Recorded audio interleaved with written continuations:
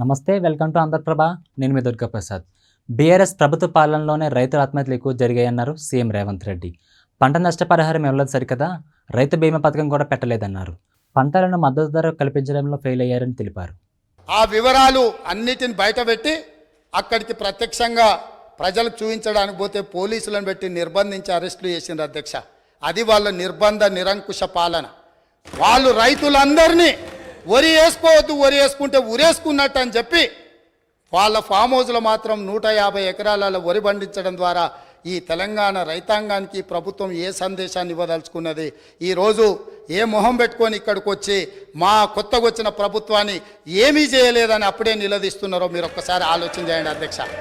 అదేవిధంగా అధ్యక్ష, ఈరోజు కేంద్ర ప్రభుత్వం ఆనాటి ధరలు కనీస మద్దతు ధర వరికి 1960 రూపాయలు ఉన్నప్పుడు రైతుల నుంచి దళారులు కావచ్చు, మిల్లర్లు కావచ్చు, లేకపోతే ప్రభుత్వంలో ఉన్న పెద్దల యొక్క కుమ్ముక్కుతోటి 1400కు 1500కే క్వింటాల్ కొంటున్నప్పుడు ఎసెన్షియల్ కమోడిటీ యాక్ట్ కింద పీడీ యాక్ట్ పెట్టి బొక్కలేయాల్సిన దళారులను వాళ్ళు అంటగాగి 1400కు 1500కు వరి అమ్ముకుంటున్న రైతులు ఆత్మహత్యలు చేసుకుంటుంటే ఈ ప్రభుత్వం ఆనాడు వీళ్ళు ఏం చేసిందో మీరు ఆలోచన చేయండి అధ్యక్ష.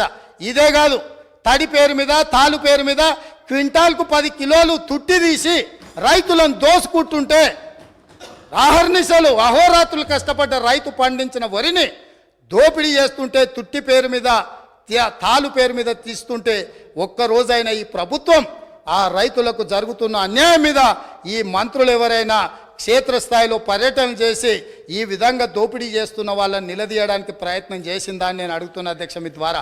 ఇదే కాదు, ఇవాళ నేను సూటిగా సవాలు విసురుతున్న ఈ ప్రతిపక్షానికి, పేద రైతులు పండించిన పంటకు 1960 రూపాయల కనీస మద్దతు ధర రాలేదు.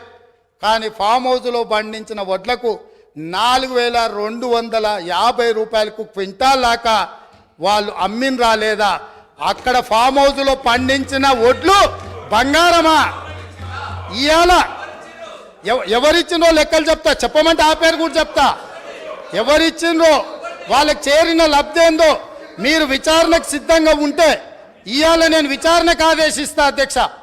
మీరు ఫామ్ హౌస్లో పండించిన వడ్లు 4250 రూపాయలకు ప్రైవేటు కంపెనీల మెడ మీద కత్తి పెట్టి మీరు మీ వడ్లు తౌడులాగా పండించిన వడ్లకేమో 4250 రూపాయలు గిట్టుబాటు ధరిస్తారా?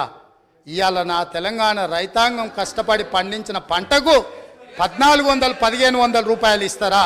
ఇదేనా మీరు రైతులకు ఇచ్చే సందేశం అని నేను అడుగుతున్నా. ఇదేనా మీరు రైతులను ఆదుకున్నది?